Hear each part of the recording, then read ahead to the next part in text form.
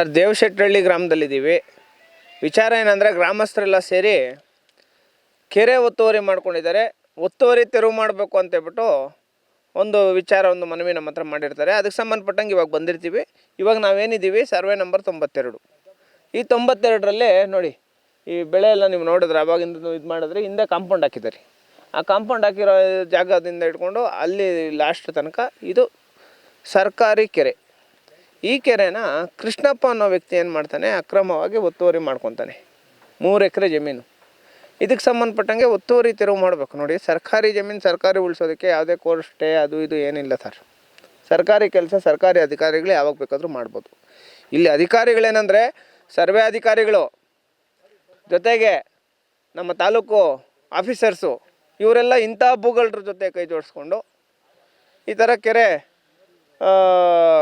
ಒತ್ತುವರಿ ಮಾಡ್ಕೊಳ್ಳೋಂಥದ್ದು. ಒತ್ತುವರಿ ನೋಡಿ ಅಲ್ಲಿ 3 ಎಕರೆ ಐತೆ, ಕೆರೆಯಲ್ಲೇ ಐತೆ, ಕೆರೆ ಸೆಂಟ್ರಲ್ಲಿ. ಗ್ರಾಮಸ್ಥರೆಲ್ಲ ಏನು ಮಾಡಿದ್ರು ಅಂದರೆ ಕೆರೆ ಸೆಂಟ್ರಲ್ಲಿ ನಿನ್ನ ಪಾಣಿ ಅಂದರೆ ಆ 3 ಎಕರೆಗೆ ಪಾಣಿ ಹೆಂಗೆ ಮಾಡಿಕೊಟ್ರು, ಮುನಿಯಪ್ಪ ಅನ್ನೋನಿಗೆ, ಜಿನ್ನಾಗ್ರ ಮುನಿಯಪ್ಪ ಅನ್ನೋನಿಗೆ ನೋಡಿ ಅಲ್ಲಿ ಮಾಡಿಕೊಟ್ಟಿದ್ದಾರೆ. ಇವರು ಗ್ರಾಮಸ್ಥರೆಲ್ಲ ಏನು ಮಾಡ್ತಾರೆ, ನಿಂದು ಕೆರೆ ಸೆಂಟ್ರಲ್ಲಿ ಆಗೈತಲ್ಲಪ್ಪ, ಕೆರೆ ಸೆಂಟ್ರಲ್ಲಿ ನಿನಗೆ ದಾರಿ ಬಿಡಲ್ಲ ನಾವು, ನೀನು ಫ್ಲೈಟಲ್ಲಿ ಬಂದು ಫ್ಲೈಟಲ್ಲಿ ಹೋಗು, ಹೆಲಿಕಾಪ್ಟ್ರಲ್ಲಿ ಬಂದು ಹೆಲಿಕಾಪ್ಟ್ರಲ್ಲಿ ಹೋಗು ಅಂತೇಳ್ಬಿಟ್ಟು ಸುತ್ತ ಟ್ರೆಂಚ್ ಹೊಡ್ಸವ್ರಿ. ಅಂದರೆ ಕೆರೆಗೆ ಪಾಣಿ ಮಾಡಿಕೊಡ್ತಾರಂದರೆ ಇನ್ನೆಂಥ ದುಸ್ಥಿತಿಯಲ್ಲಿದ್ದೀವಿ ಹೊಸಕೋಟೆಯಲ್ಲಿ. ನಮ್ಮ ಶರತ್ ಬಚ್ಚೇಗೌಡರು ಬಂದಾಗಿಂದ ಯಾವುದೇ ದೌರ್ಜನ್ಯಗಳು ಹಲ್ಲೆಗಳು ಅವು ಇವು ಯಾವುದೂ ನಡೀತಾ ಇಲ್ಲ. ಆದರೆ ಅಧಿಕಾರಿಗಳು ಮಾಡ್ತಾ ಇರೋವಂಥದ್ದೇನು, ಯಾರಿಗೆ ಕೆಟ್ಟ ಹೆಸರು ನೋಡಿ. ಕೆರೆ ಇದೆ ನೋಡಿ, ಅಲ್ಲಿ ಸ್ಟ್ರೆಂಚ್ ಇಲ್ಲಿಂದ ಕಾಣಿಸ್ತೈತಿ, ಸ್ವಲ್ಪ ಜಾಗ ಬಿಡ್ರಪ್ಪ ನೋಡಿ, ಅಲ್ಲಿ ಸ್ಟ್ರೆಂಚ್ ಕಾಣಿಸ್ತೈತಿ. ಇವಾಗ ನೋಡಿ ಇವರು ಇಲ್ಲಿ ಬೆಳೆ ಬೆಳ್ಕೊಂಡು ತೆಂಗಿನ ಮರಗಳು ಹಾಕ್ಕೊಂಡು ಇವರು ಇಲ್ಲಿದ್ದಾರೆ. ಸರ್ಕಾರಿ ಕೆರೆ ಅಂತೇಳ್ಬಿಟ್ಟು ಅವ್ರು ಸ್ಟ್ರೆಂಚ್ ಗುರುತು ಮಾಡಿ ಕೊಟ್ಟಿದ್ದಾರೆ.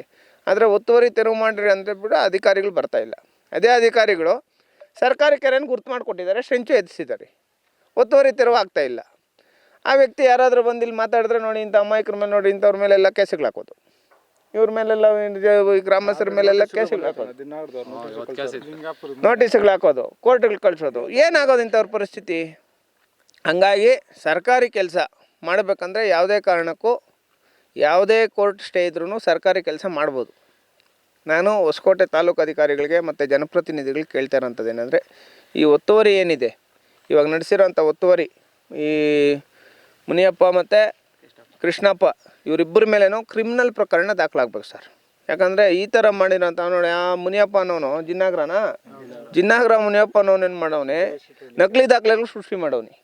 ಅದಕ್ಕೆ ಸಂಬಂಧಪಟ್ಟಂಗೆ ಕನಿಷ್ಠ ಪಕ್ಷ ಒಂದು 10 ವರ್ಷ ಜೈಲು ಹಾಕಬೇಕು.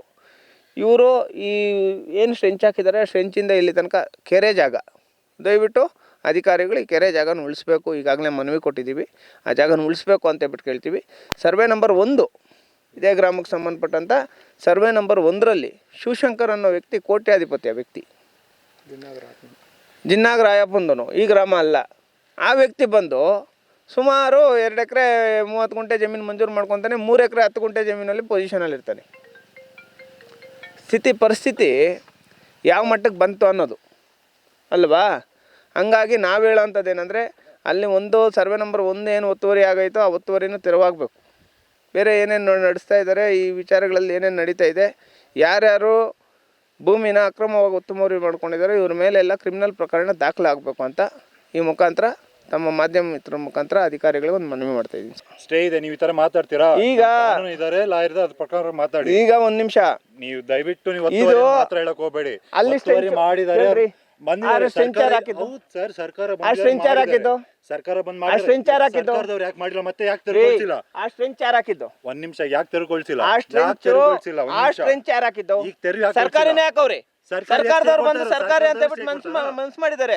ಇವರು ನೇರವಾಗಿ ಬಂದು ಈ ತರ ದೌರ್ಜನ್ಯ ಯಾರು ಮಾಡ್ತಿಲ್ಲ ಸರ್. ಇಲ್ಲಿ ಈಗ ನಿಮ್ಮ ಡಾಕ್ಯುಮೆಂಟ್ ಐತಲ್ಲ, ನಿಮ್ ಜಮೀನ್ಗೆ ಹೋಗ್ರಿ. ನಮ್ ಜಮೀನ್ಗೆ ಬಂದಿರೋ ದಾಖಲೆ ಐತೆ ಅಲ್ಲ ಇವತ್ತು. ಕೆರೆ ಜಮೀನ್ಗೆ ಬಂದಿರೋದು ಸರ್, ನೀವು ದಯವಿಟ್ಟು ಆ ತರ ಮಾತಾಡ್ತಾರೆ. ನಮ್ ಲಾಯರ್ ಬಂದು ಮಾತಾಡ್ತಾರೆ. ಸರ್ಕಾರಿ ಅಧಿಕಾರಿಗಳು ಬಂದು ಅಲ್ಲಿ ಸೆಂಟ್ ಕೊಟ್ಟಿದ್ದಾರೆ.